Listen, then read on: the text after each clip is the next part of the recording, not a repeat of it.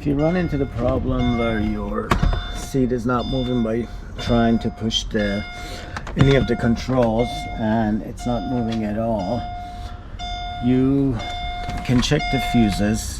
But if that doesn't work, you may have to move the seat and change the module, which is the case that I ran into. Normally you would push the seat all the way forward and unscrew the bolts on the back, then pull it all the way back and screw the ones in the front, but you're not able to do that without having the power seat work. In order to move it, I had to open the back here. So you have to get this part off. There's a screw back here that you undo,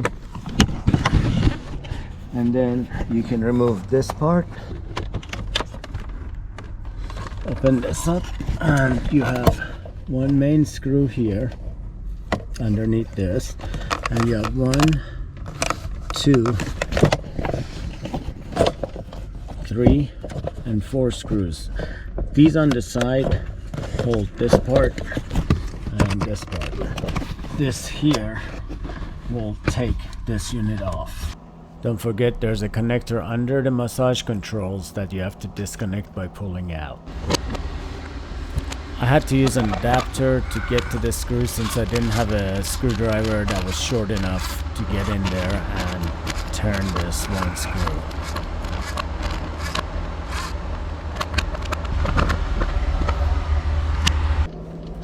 Once I got the components off, I tried different screws or bolts that I saw to see if there's a way to remove the seat or remove at least the cushion part, but none of the bolts worked. I even unscrewed the module, as you can see here, and tried to pull the module out from underneath, but there was no way to do it. I finally decided to take the passenger seat out since it was able to move and study it to see if there's a better way of getting to the driver's seat without power. At that point I realized that there's a couple of tabs. If I remove them, I can probably force the cushion part off and maybe access the module that way. I was able to carefully remove the cushion, and it looked like there are some holes that will let me access the module on the bottom. So I went ahead and tried it on the driver's seat. A little bit harder to reach because it is stuck there, but I was able to take my time and move the cushion out of the way enough to be able to access the module and the cables connected to it.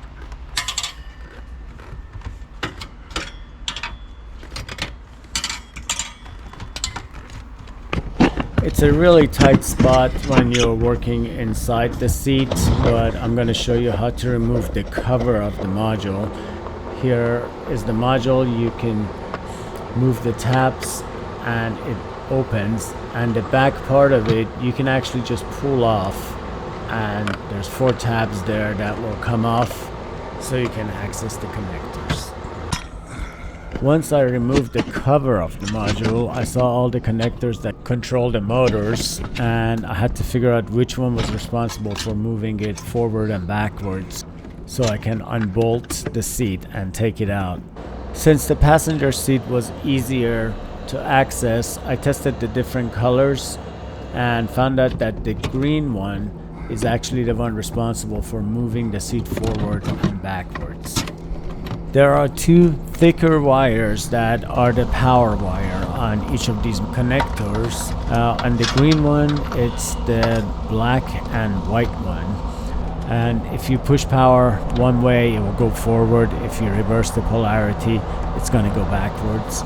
So I went ahead and did that. At first mine did not move. I spoke to a mechanic and they told me tap the motor, sometimes it gets stuck. So when I tapped the motor and tried it after that, it definitely started moving and I was able to take the seat out. In order to put power to the connectors, I used this AC to 12 volt DC power supply.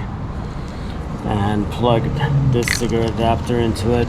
On the other end of it, I went ahead and used these connectors from my voltmeter, and on one end of it I just tapped into these cables and it goes directly to this. So when I plug this in, instead of dealing with just bare wires, I have these sharper edges and I push them into the connectors in order to give it power one way or reverse the polarity by putting these on backwards.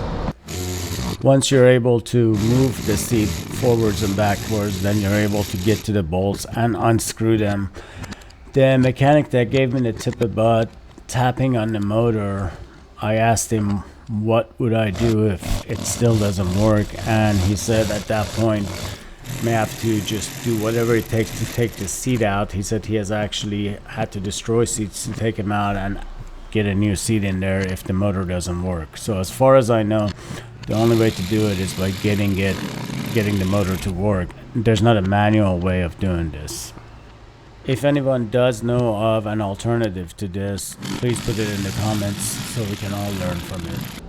In my case, the problem was the module itself had gone bad because it got wet.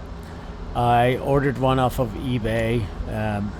You have to make sure that you order the correct one as far as left or right, because the driver and passenger seat modules do look identical, but they are different on the inside. If you have any questions that I can answer, I'll be happy to do so. Please leave them in the comments and I will answer them the best I can.